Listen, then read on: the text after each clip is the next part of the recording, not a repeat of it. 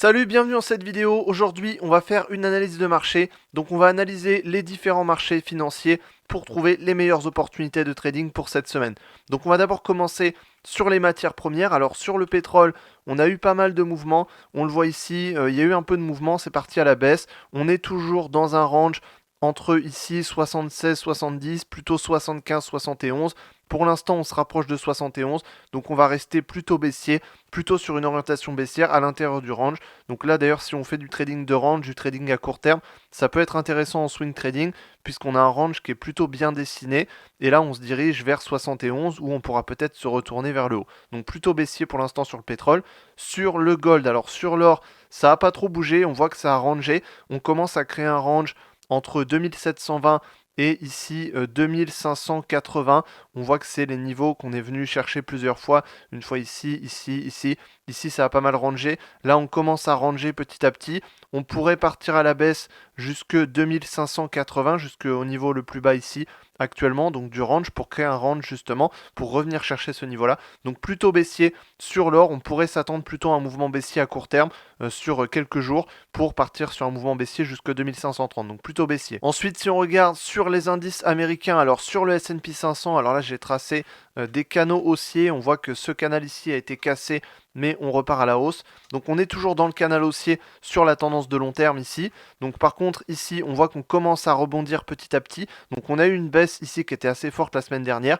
On commence à rebondir petit à petit. Donc si on rebondit, là ça va se jouer sur soit on rebondit et on part à la hausse jusque 6100, donc le niveau le plus haut ici qu'on pourrait revenir chercher, soit on repart à la baisse et dans ce cas-là on repart sur 5660, le niveau ici, c'est le niveau de résistance qui a été franchi, qui est passé en niveau de support, qui s'est à peu près arrondi à 5700, donc sur ce niveau-là, on pourrait repartir à la baisse. Maintenant, sur les 2 prochaines semaines, il y aura peut-être, et sûrement, il y aura moins de mouvements sur les marchés, de toute manière, de manière globale, sur les marchés actions, crypto-monnaies, forex, matières premières, puisqu'il y a la semaine de Noël, la semaine du Nouvel An, donc il y aura beaucoup moins de volatilité, donc on pourrait ranger un petit peu, simplement qu'on n'ait pas de direction pendant quelques semaines, pour ensuite, début d'année, peut-être repartir à la hausse. Donc le Nasdaq, le S&P 500 plutôt, je le vois bien en range, puis ensuite repartir en début d'année.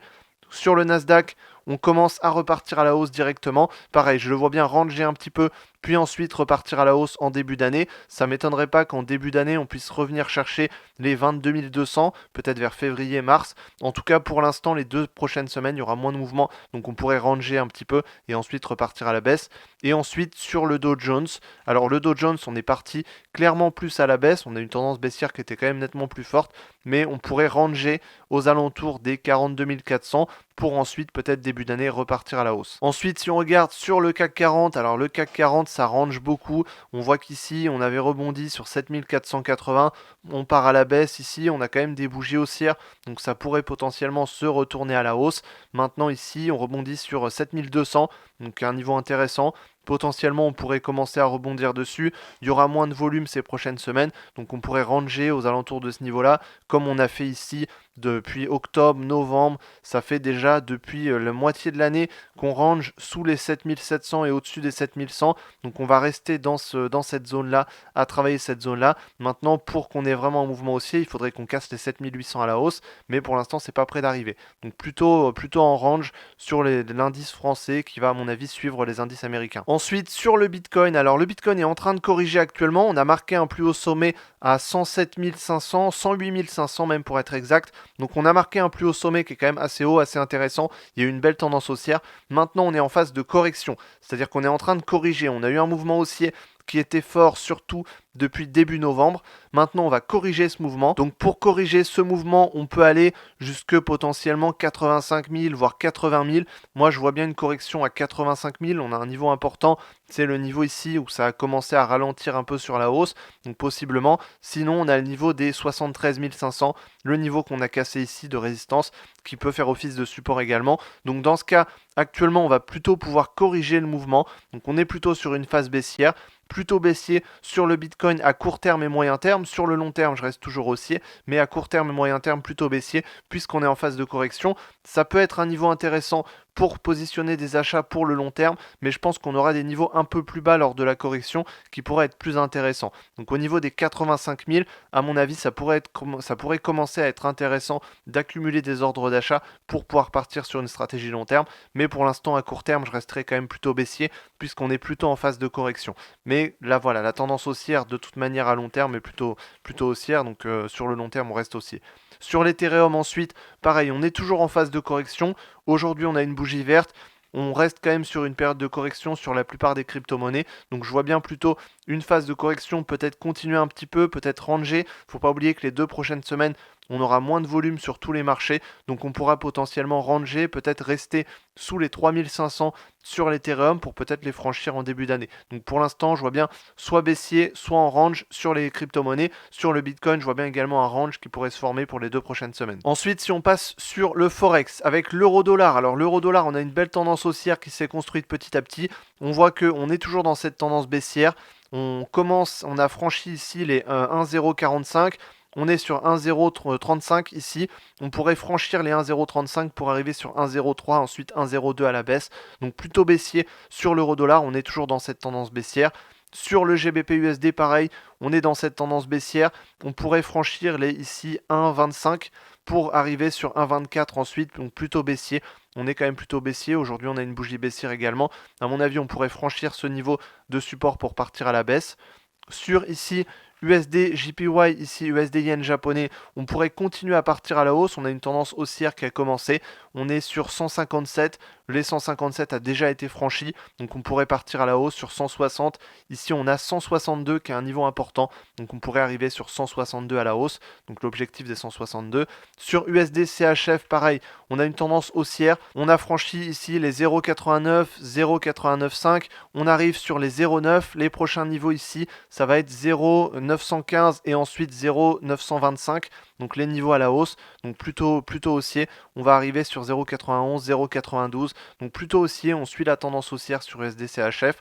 USD CAD, alors on est toujours sur des niveaux plus hauts. Cette fois-ci, on est allé encore plus haut que les niveaux plus hauts qu'on avait déjà avant. C'est des niveaux qui sont assez extrêmes puisque c'est des niveaux de 2020 et de 2015.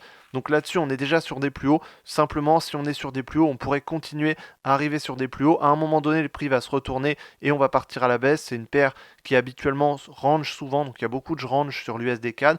Actuellement, on range pas, on est plutôt en tendance, on part à la hausse, mais à un moment donné, ça va se retourner. C'est pour ça que je conseille de ne pas trop trader cette paire actuellement. C'est pas forcément une configuration qui est très intéressante.